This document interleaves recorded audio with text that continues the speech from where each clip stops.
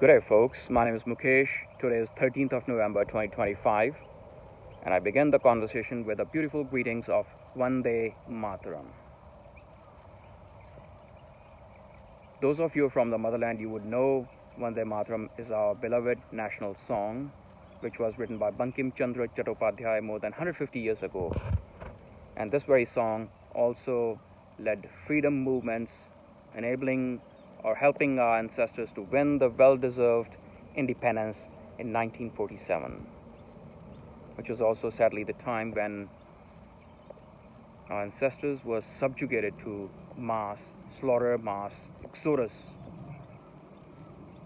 and they had to leave the very lands they belonged to from the beginning of the times. But going back to the song, just this last week we had 150th celebration of 150th anniversary of the song. It was very beautiful to celebrate amongst sons and daughters of our beloved motherland.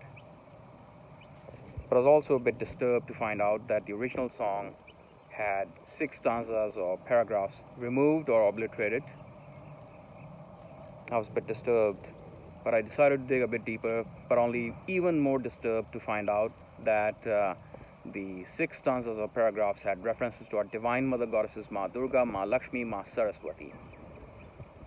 And those stanzas were removed by the poor, pathetic or perverse decision makers or weak decision makers just because they felt it was hurting the emotions or feelings and religious sentiments of pervert Abrahamic faithsters, and they decided to let the references to divine mother goddesses go.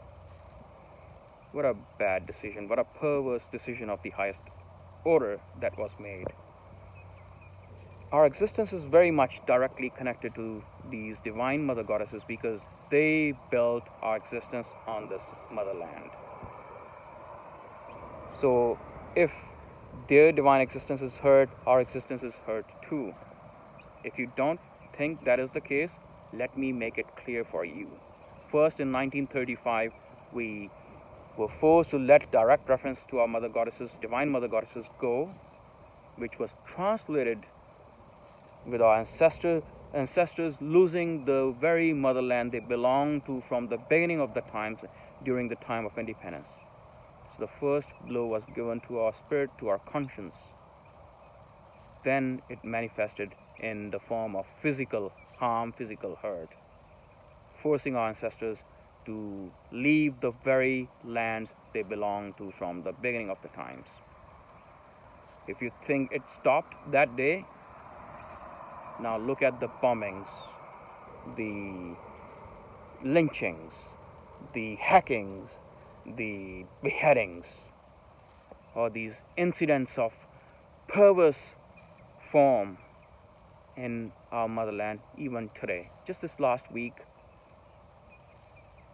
just read the news, what was going on. If that doesn't convince you, just look at the bomb blast that happened close to Red Fort near metro station day before yesterday. So first you lose in your spirit, in your conscience, then you lose in your physical existence, and then you also lose your peace, then you also lose your existence. So these very Abrahamic, perverse Abrahamic faithsters are now your existential threat.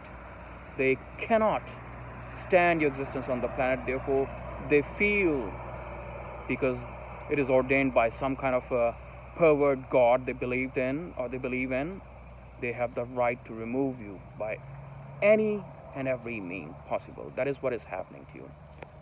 But let me make a prophecy for you today. You go, bring those divine references back to the song. Bring those divine mother goddesses, Ma Durga, Ma Lakshmi, Ma Saraswati, back to our conscience. You will see the same motherland getting rejoined. You will see the lost territories of our motherland coming back to us. That is the power of divinity. Jai Hind, Vande Matram.